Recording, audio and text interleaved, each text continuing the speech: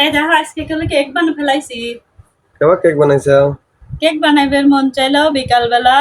এই দেখো মুরগির ডিম ছিল ঘরে, চেনিও ছিল, কেক বানাই লাইলাম। আমি না মোবাইলে দেখি যে কেক বানাইলে গ্যাসের চুলা ইলেকট্রিকের কোনো কিছু কিছু বানায়। তা আমার তোমার বাড়িতে আছে ওসব কিছু আছে, আমারে খাঁটি বাংলা চুলো আছে।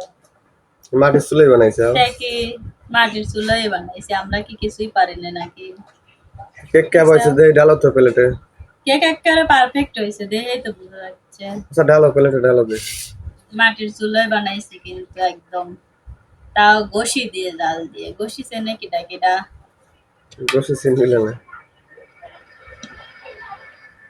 শিকির চুলোয় বানাইছি ঘষি দিয়ে জাল দিয়ে। দেখছো? দেই উল্টা এখন ওই সাইড উল্টা। দেখো খুব সুন্দর হয়েছে না?